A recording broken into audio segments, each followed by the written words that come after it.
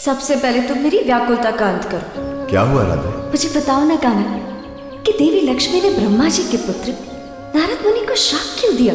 राधा, वास्तव में मुनिवर नारद की हरिमुख बनकर अपमानित होने में देवी लक्ष्मी की कोई भूमिका नहीं थी, परंतु नारद ने अपने श्राप में उनका एक दुष्ट राक्षस से हरण निश्चित करवा दिया, जिससे रोष में आई देवी लक्ष्मी ने कहा, मूर्ख अभिमानी नारद, तुम्हारे हरिमुख बनने में मेरी कोई भूमिका नहीं थी। मैं कभी भक्त और भगवान के बीच नहीं आती, परंतु तुमने बिना विचारे भयंकर शाप देकर मेरा एक दुष्ट राक्षस द्वारा हरण निश्चित करवा दिया है। अब इस भूल का भीषण दंड तुम्हें भोगना होगा नारद। मैं तुम्हें शाप देती हूं। रुक जाइए महादेवी, आप नहीं जानती कि अपने संयम से काम और मोह पर जय प्राप्त करने वाले ब्रह्म स्वरूप चतुर्देव नारद को संसार का कोई भी शाप ताप छू तक नहीं सकता। मोह, भ्रम और अहंकार ने तुम्हारा सर्वनाश कर दिया है नारद। मैं देखती हूं मेरा शाप अधिक प्रभावी है या तुम्हारा अहंकार। नारद, तुम अहंकार के प्रतीक बनकर बार बार इस संसार के अपमान और उपेक्षा के पात्र बनोगे। संपूर्ण संसार तुम्हें धिक्कारेगा, तुम श्री हरि को भूल जाओगे। अगले जन्म में तुम्हारी ऐसी दुर्दशा होगी कि तुम स्वयं मृत्यु का वरण करना चाहोगे, परंतु मृत्यु तुम्हें प्राप्त नहीं होगी। मैं तुम्हें शाप देती हूं नारद।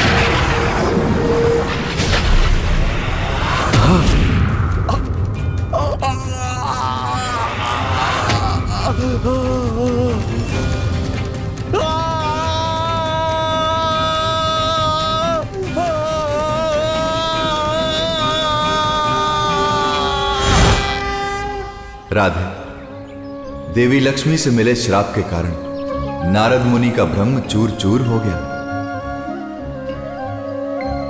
परंतु अब भी उनमें काम, मोह और अहंकार जीवित था।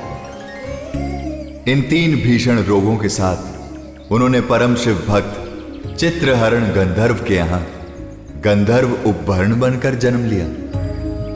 उन दिनों गंधर्व उपभरण महामुनि वशिष्ठ के आश्रम में गीत संगीत की शिक्षा प्राप्त कर रहे थे, और तभी एक दिन इंद्रदेव अप्सरा रंभा के साथ महामुनि वशिष्ठ के आश्रम पधारे। देवराज, अद्भुत अलौकिक वीणा वादन का स्वर है। संसार में ऐसा महान संगीतज्ञ कौन है? हम भी यही सोच रहे हैं।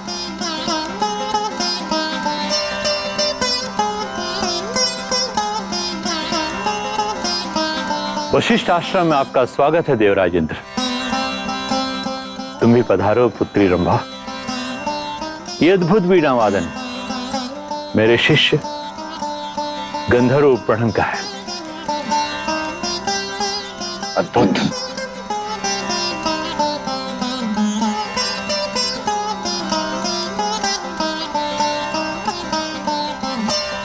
आइए।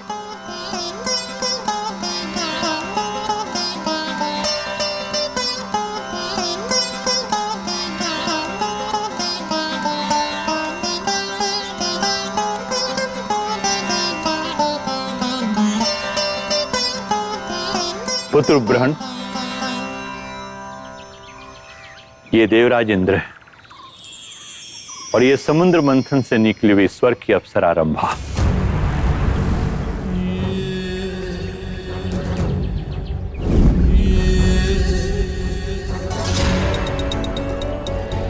इन्हें प्रणाम करो।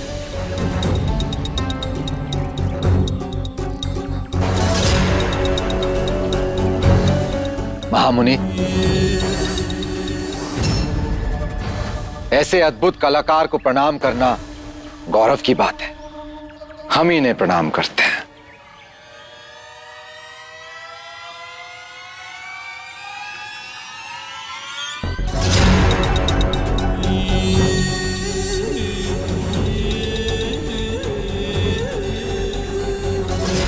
अवश्य हमारे संगीत ने रंबा को मंत्र मुक्त कर दिया है। इसे इंद्र के साथ नहीं अपितु हमारे साथ होना चाहिए।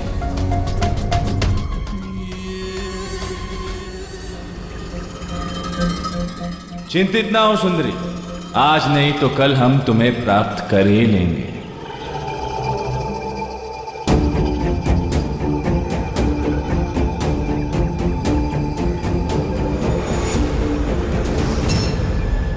आइए देवराज, जलपान ग्रहण कीजिए। क्षमा करें महामुनि, हमें जलपान की आज्ञा ना दे। हम ब्रह्मदेव की आज्ञा से यहां आए। ब्रह्मलोक में एक विराट संगीत सभा का आयोजन किया गया है। संगीतकारों को यह चेतावनी है कि वो अपने संगीत से श्री हरि विष्णु को प्रसन्न कर सभा में पधारने के लिए मना लें। श्री हरि विष्णु, उन्हें अपने संगीत से केवल हम प्रसन्न कर सकते हैं। हम ऐसी स्वर लहरी बजाएंगे कि वे ब्रह्मलोक आने के लिए विवश हो जाएंगे। मैं उसी ब्रह्म सभा का निमंत्रण लेकर आपके चरणों में उपस्थित हुआ हूं।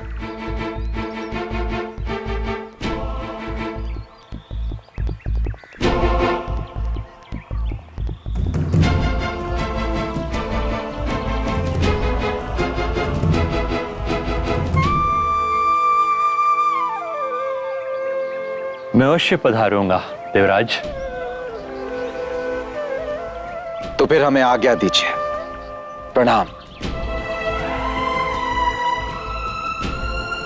आपको और आपकी कला को भी हमारा प्रणाम ब्राह्मण।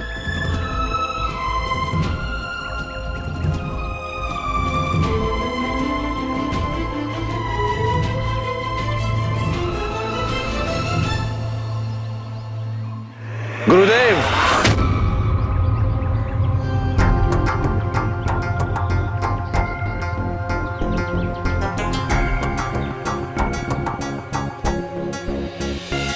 ब्रह्मलोक के संगीत सत्र में हम भी आपके साथ चलेंगे।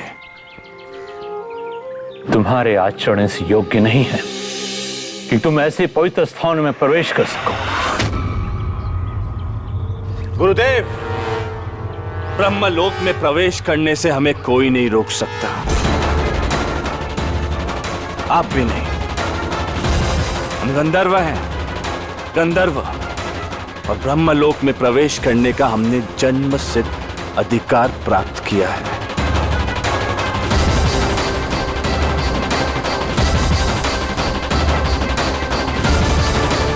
मुझे इस अहंकारी के लिए भय लगता है, कहीं ये ब्रह्मदेव के रोष का पात्र न बन जाए।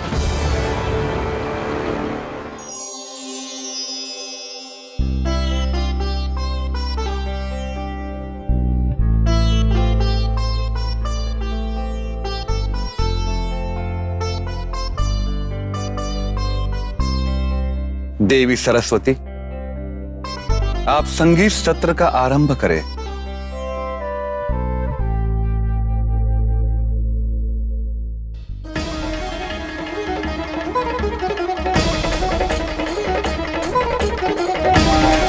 जानती हो राधे, अहंकार में डूबे गंधर्व नारद मुनि ने स्वयं को महान संगीतज्ञ सिद्ध करने के लिए ब्रह्मा के आदेश की अवहेलना की, जिसे देखकर देवी सरस्वती क्रोधित हो गईं।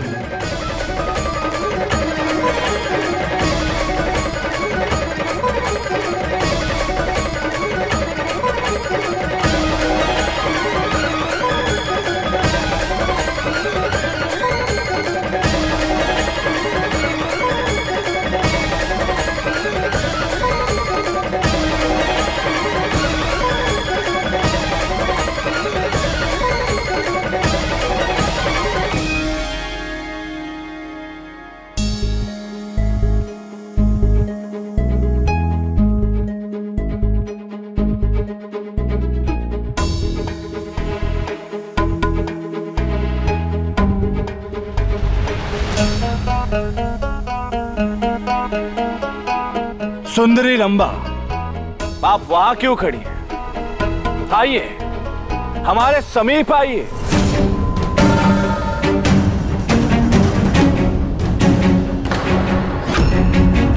संकोच ना कीजिए सुंदरी, आइए।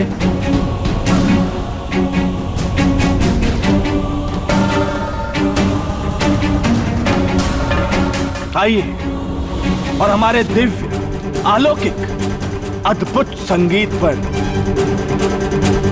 नृत्य कीजिए सुंदरी। आइए, हमारे समीप आइए। हम अपने संगीत से प्रभु श्री विष्णु को भी ब्रह्मलोक आने पर विवश कर देंगे।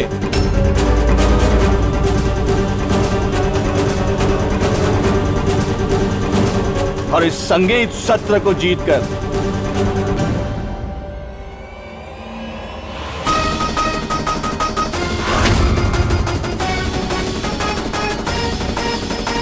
गजकामिनी, आइए, हमारे समीप आइए।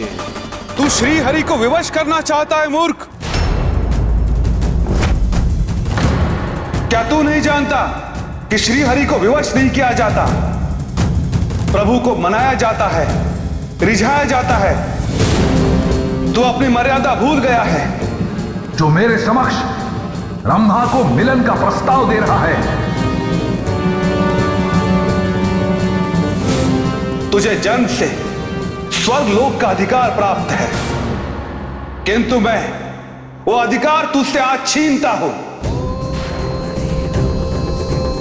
मैं तुझे श्राप देता हूं कि तू पृथ्वी लोक में द्रुमिल की विधवा होने वाली पत्नी कलावती के गर्भ में जन्म लेगा और पृथ्वी लोक के कष्ट सहेगा।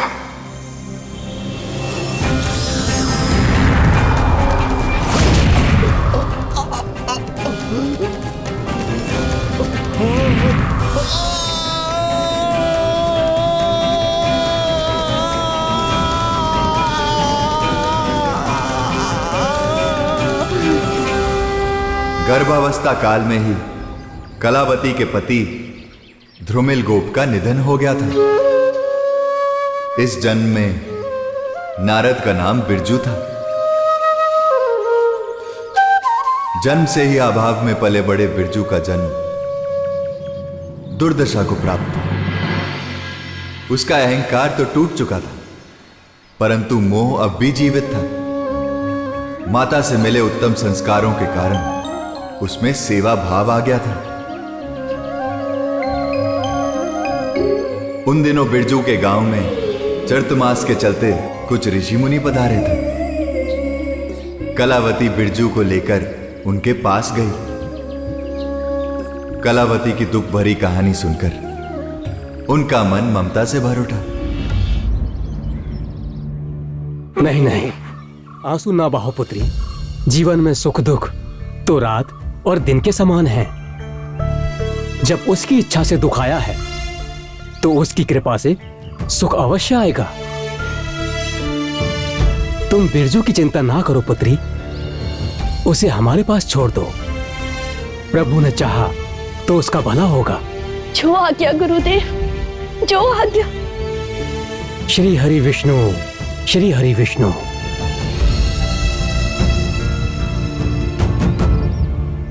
माँ चलो ना माँ। बिरजू मेरे लाल, तो यहीं रहकर ऋषि मुनियों की सेवा करना, उनका आशीर्वाद लेना, और मैं तुझसे मिलने आती रहूंगी। नहीं माँ नहीं, मुझे नहीं रहना माँ, मेरे साथ चलो ना माँ, मुझे लेके चलो माँ। मेरे लाल बात को समझ, तुझे यहाँ भरपेट भोजन मिलेगा, ऋषियों का आशीर्वाद मिलेगा। मेरे साथ रहेगा तो भूखा ही रहेगा। मैं भूख से मर जाऊंगा माँ, पर तेरे साथ नहीं छोड़ूंगा माँ। चलना माँ, माँ चलना। बिरजू मुझसे तेरी और भूख देखी नहीं जाती है बेटा। तुझे मेरी शपथ, तू यही रहेगा। मुझे शपथ क्यों दी माँ? शपथ क्यों दी माँ? बिरजू यहाँ हो पुत्र।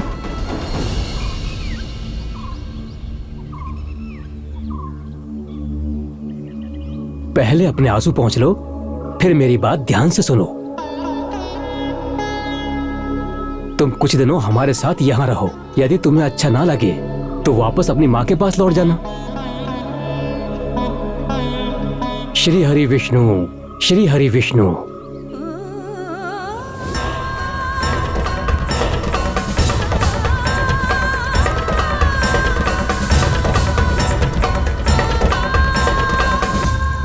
और इस तरह बिरजू ऋषि के आश्रम में ही रहने लगा।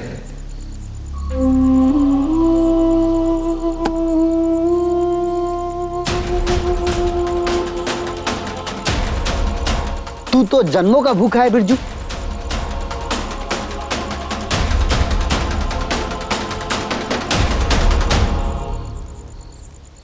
आश्रम का सारा खाना अकेला तू ही खा जाएगा क्या?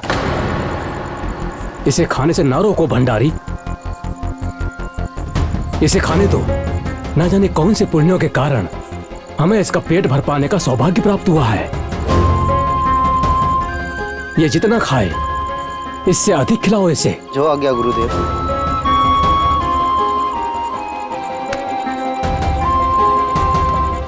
खाओ पुत्र, भरपेट खाओ और खाने के पश्चात मेरे पास आना। श्री हरि विष्णु, श्री हरि विष्णु, श्री हरि विष्णु। इतने समय तक बिरजू ऋषि के आश्रम में उनके साथ ही निवास कर रहा था। कौन? बिरजू? नहीं नहीं पुत्र, हमने तुम्हें हमारी सेवा करने के उद्देश्य से आश्रम में नहीं रखा है। मैं चाहता हूं कि तू बड़ा होकर अपनी दुखियारी माँ का सहारा बने। नहीं नहीं गुरुजी, मैं सेवा के भाव से आपके चरण नहीं दबा रहा। मैं अपनेपन से आपकी सेवा करना चाहता हूँ, क्योंकि आप में मुझे मेरी माँ दिखती है और जितना मोह मैं अपनी माँ से करता हूँ उतना मोह मुझे आप पे होने लगा है। मैं प्रतिदिन अपनी माँ के चरण दबाता हूँ। आपके भी। तू बहुत भला बच्चा है बिरजू। तुम्हारी माँ ने तुम्हें उत्तम संस्कार दिए हैं, परंतु अपने जीवन में कुछ बनने के लिए तुम्हें अपने मोह को त्यागना होगा। मोह का त्याग? वो मैं कैसे कर पाऊंगा? वो मैं तुम्हें बताऊंगा।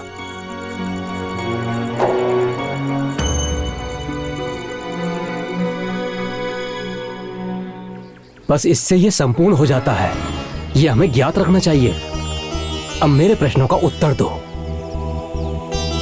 संसार में सबसे अधिक प्रेम, सबसे अधिक मोह तुम किससे करते हो पुत्र? अपनी माता से और आपसे। जबकि तुम जानते हो कि एक दिन तुम्हारी माँ सदा के लिए तुम्हें छोड़कर चली जाएगी। एक दिन मैं भी चला जाऊंगा और फिर लौटकर कभी ना आऊंगा।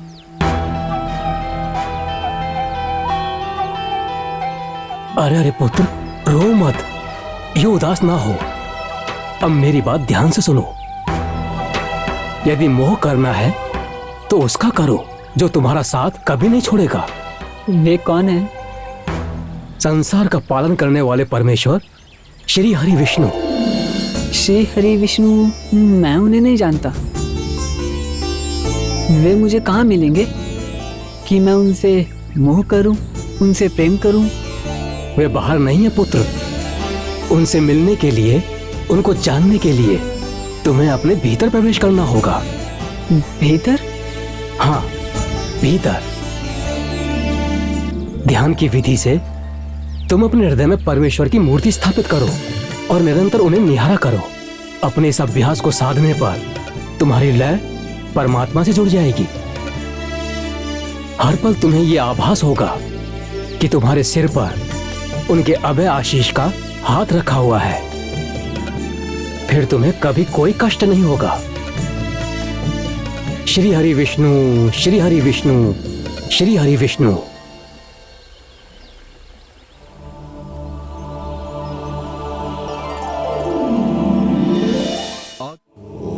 राधा, बिरजू के मोह बंधन इतने गहरे थे कि वो एक क्षण के लिए भी ध्यान नहीं लगा पाता था। कभी वो अपनी माता के विषय में सोचता तो कभी अपने प्रमुख ऋषि के। कभी उसका ध्यान रसोई में बनते स्वादिष्ट भोजन की ओर जाता, कभी अन्य किसी विषय पर।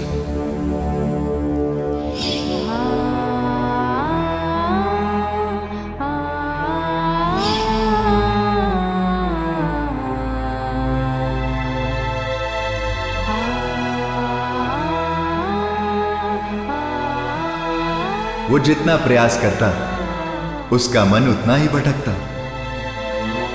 इस बीच 4 मास बीत गए थे और ऋषि मुनियों का चतुर्मास समाप्त हो गया था। उस दिन जब वो जाने वाले थे तभी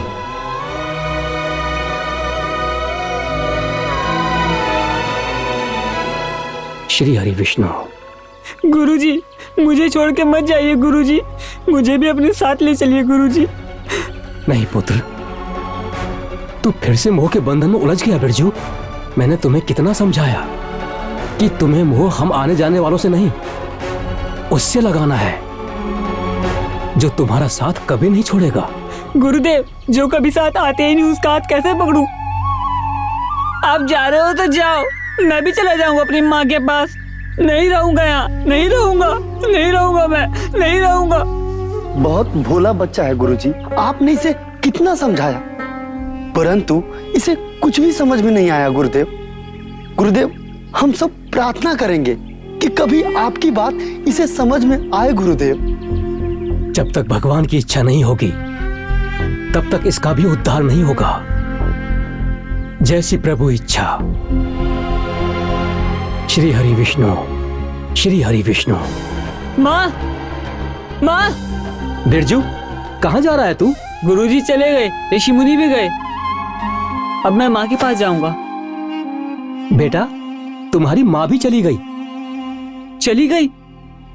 कहाँ चली गई? बीती रात उसको सांप ने काट लिया। सारी रात तुम्हारी याद में तड़पती रही और सुबह अंतिम सांस ले ली।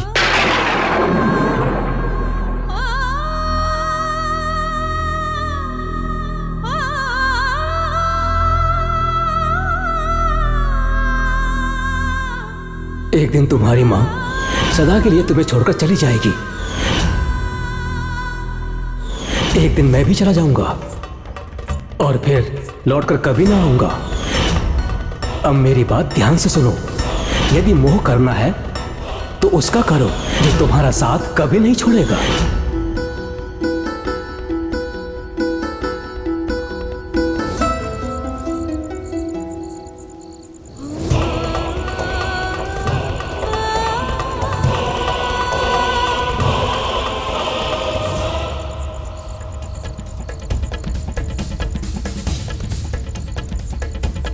तू फिर से मोह के बंधन में उलझ गया बिरजू। मैंने तुम्हें कितना समझाया कि तुम्हें मोह हम आने जाने वालों से नहीं, उससे लगाना है जो तुम्हारा साथ कभी नहीं छोड़ेगा।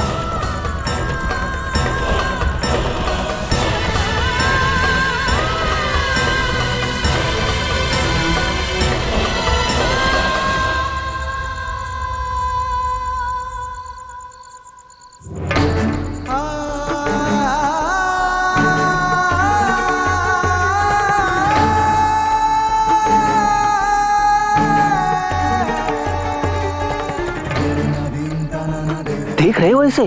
हमें तो लगा था कि रो रो के आसमान सर पे उठा लेगा, परंतु ये तो शांत है। मगर ये ना रोया ना तो जीवन भर के लिए दुख अपने हृदय में बसा लेगा। हमें कुछ भी करके इसे रुलाना ही होगा।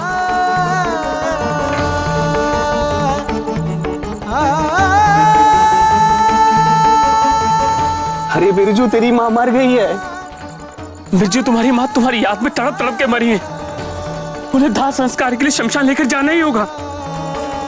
कहीं नहीं जाएगी मेरी माँ, कहीं नहीं जाएगी। मेरी माँ मरी नहीं है, वो मेरे मोह के बंधन को तोड़ के चली गई है। कहीं नहीं जाएगी अब मेरी माँ। माँ को भीतर ले चलो। अरे बावला हो गया है क्या? सौ को कोई अंदर लेके जाता है क्या? मैं माँ का इस झोपड़ी के अंदर दाह संस्कार कर दूंगा, जिससे मोह का कोई बंधन मुझे उन तक जाने से रोक ना सके। क्या बात कर रहे हो बेटा, ऐसा नहीं बोलते।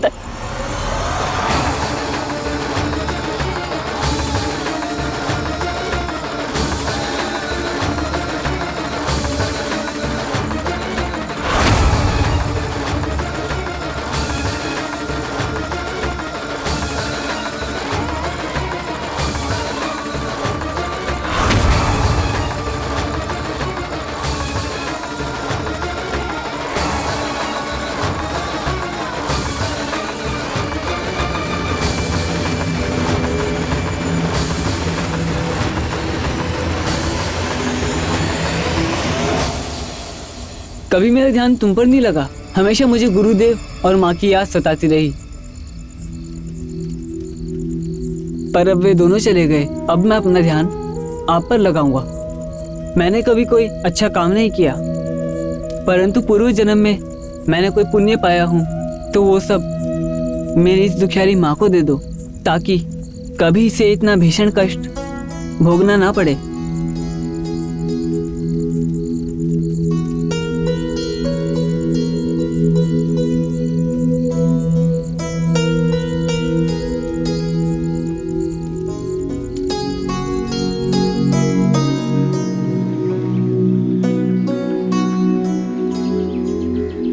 कान्हा, फिर बिरजू के मोह बंधन का क्या हुआ? राधे, अपने मोह बंधन को काटने के लिए बिरजू ने अपनी माता के साथ साथ अपनी झोपड़ी का भी दाह संस्कार कर दिया।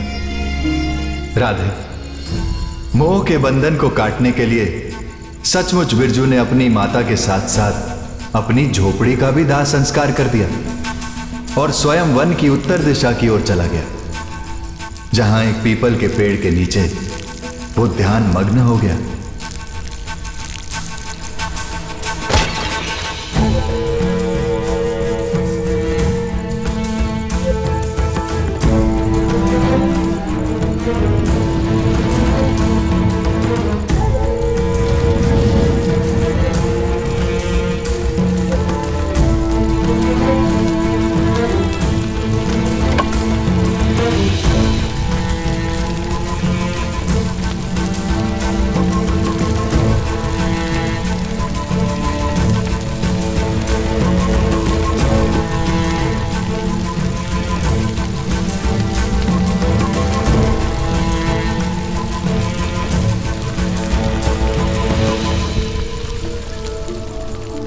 और स्वयं वन की ओर चला गया और पीपल के पेड़ के नीचे उसने अपनी ध्यान समाधि लगाई। लंबे समय के पश्चात गहरी ध्यान अवस्था में एक रात प्रभु उसके हृदय में पधारे। ओम हरि ओम, ओम हरि ओम, ओम हरि ओम, ओम हरि ओम, ओम हरि ओम, ओम हरि ओम।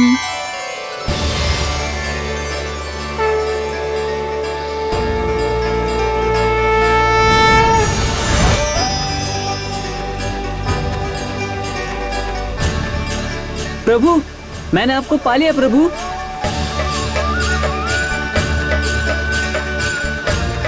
मेरे साथ कभी न छोड़ना। बिरजू, इस जन्म में एक बार आपको हमारी झांकी दिखनी थी, सो दिख गई।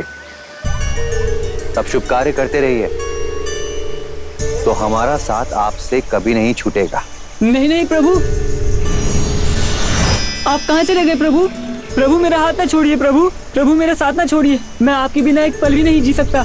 प्रभु, मेरा मोह आपसे हुआ है। अगर आप मुझे नहीं मिलेंगे तो मैं इस जीवन का ही त्याग कर दूंगा प्रभु। मैं आपको पाने के लिए मर जाऊंगा प्रभु, मर जाऊंगा।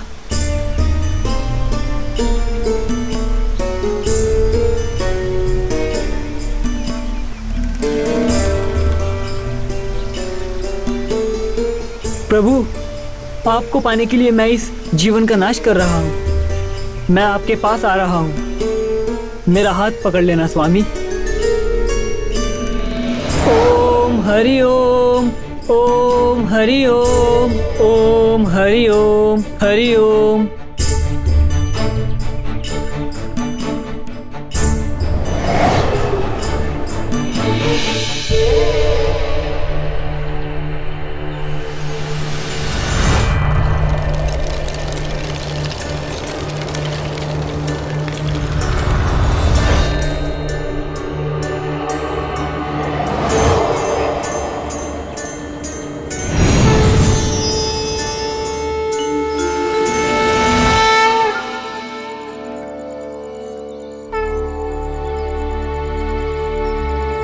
जिस जन्म में तुम्हारे दर्शन नहीं मिलेंगे, मैं उस जन्म को ही मृत्यु में बदलना चाहता हूँ।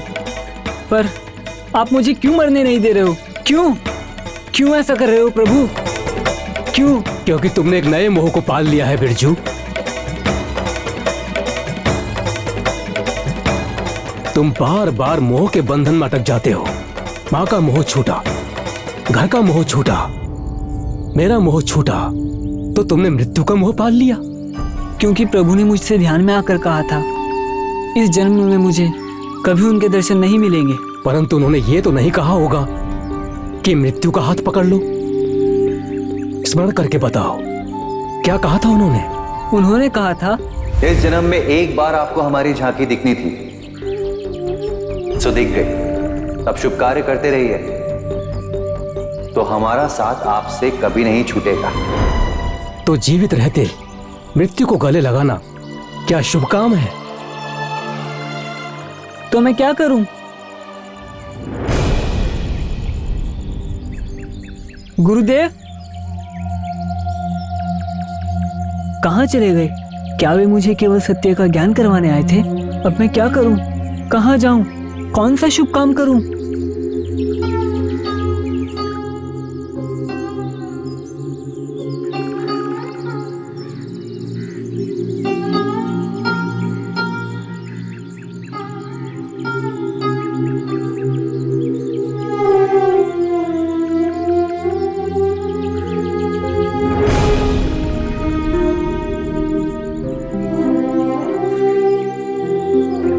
क्या भूख ही मेरे प्राण ले लेगी? क्या प्यास ही मेरे इस जीवन का अंत कर देगी? नहीं, मुझे जीना है। शुभ काम करने के लिए जीना है। मुझे जीना है। ओम हरि ओम।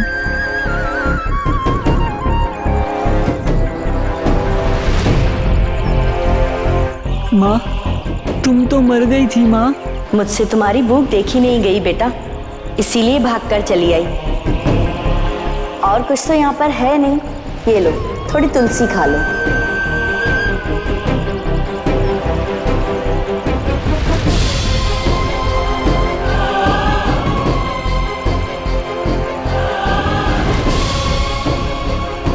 जिनसे मोह का बंधन छुड़वा लिया वे सब चले आ रहे हैं, पर जिनसे मोह का नाता जोड़ना चाहता हूँ, जिनका हाथ पकड़कर सदा का साथ निभाना चाहता हूँ, वे कब आएंगे?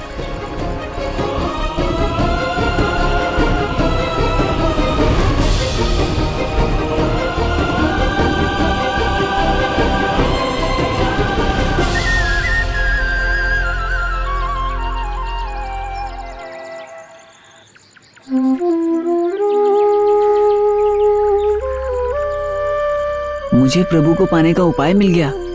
जिस प्रकार तुलसी मैया अपना सब कुछ देकर जन जन पर कृपा करती है, उसी प्रकार मैं स्वयं को भूलकर दीनहीन की सेवा करूंगा।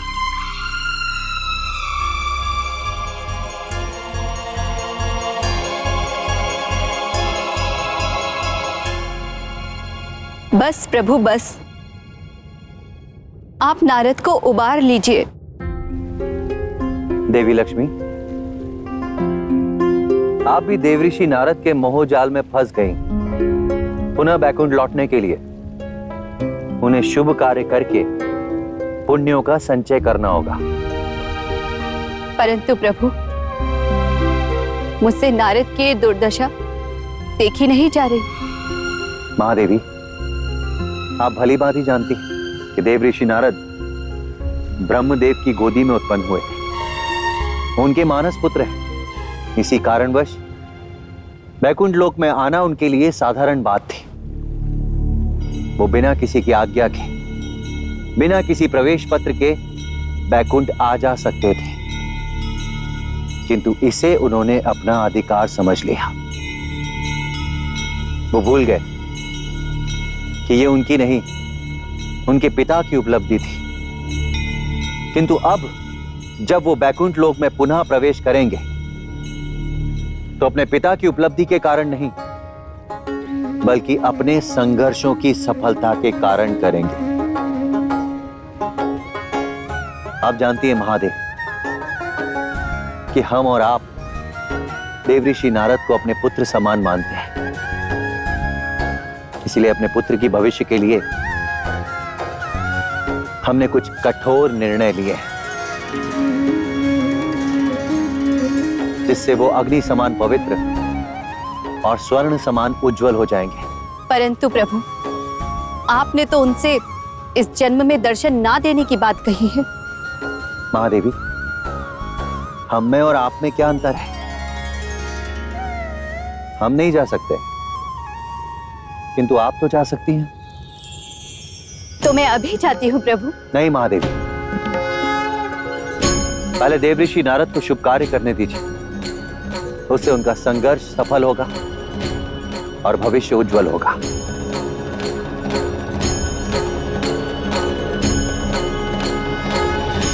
राधा, श्री हरि को पाने की अभिलाषा में बिरजू ने अपने जीवन का हर क्षण हरिजनों की सेवा में लगा दिया।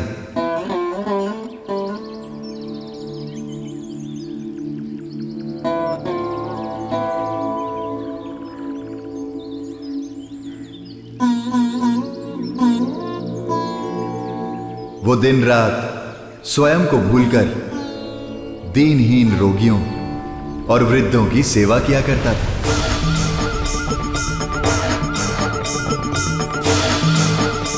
अपने इस सेवा भाव से उसने बहुत सारे पुण्यों का संचय कर लिया। उसकी इस सेवा से प्रसन्न होकर एक दिन देवी लक्ष्मी उसके पास पधारी।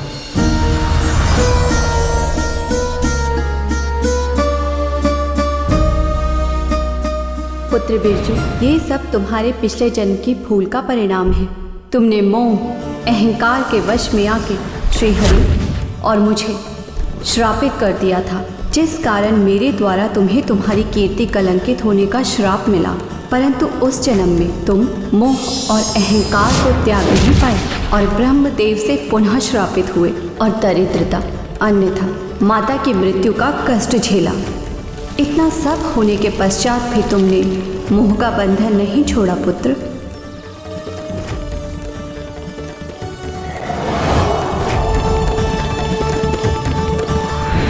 मुझे क्षमा कर दो माता, मैं मोह और अहंकार में अंधा हो गया था। भला किया जो आपने मुझे दंड दिया। मैं आपको लेने आई हूँ नारद। चलो वापस बैकुंठ चलो। मैं कहीं नहीं जाऊंगा माता, यही मेरा बैकुंठ है। ये दुखी निर्धन रोगी मेरे हरि हैं, मेरे हरि जन हैं। माता, इनकी सेवा करने से मुझे जो सुख मिलता है उस सुख को मैं त्याग नहीं सकता। मुझे लौटने की आज्ञा ना दे माता।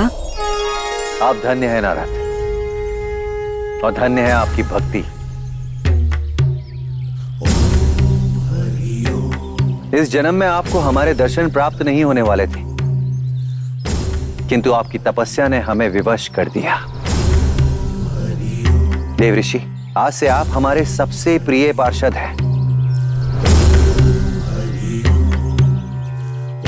हमारी कोई भी सभा आपकी उपस्थिति के बिना संपन्न नहीं होगी। आज से हम आपको पुनः देवताओं के ऋषि पद पर नियुक्त करते हैं। चाहिए आप स्वतंत्र हैं। आज जहां इच्छा हो वहां अपना वैकुंठ बना लीजिए। जन जन में और आपके कण कण में आपका हरि आपके साथ वास करेगा। आपका कल्याण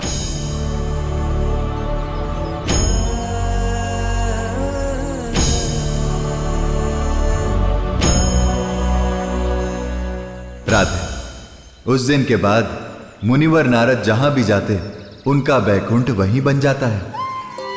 वे जन जन में अपने आराध्य श्री हरि विष्णु को ढूंढ ही लेते हैं। अद्भुत चरित्र है मुनिवर नारद का। उन्होंने लक्ष्मी नारायण को जो श्राप दिया था वह त्रेता युग की भूमिका थी, परंतु अपने श्राप के कारण मिले दंड से उन्होंने वो पा लिया जो पूरे संसार ने कभी नहीं पाया। परंतु कान्हा, एक बात मुझे समझ में नहीं आई। मैंने कभी भी नारद मुनि को एक स्थान पर 2 घड़ी से अधिक रुकते हुए नहीं देखा। इसके पीछे क्या कारण है? एक भयंकर श्राप जो उन्हें उनके भाई ने दिया था। अब तुमने प्रश्न पूछा है तो उसका उत्तर मैं अवश्य दूंगा, परंतु राधे कहां चली? कान्हा, अब तुम तो पूरी कथाएं कल्पराम के बाद ही सुनाओगे ना, तो मैं चली अपना विराम कर। राधे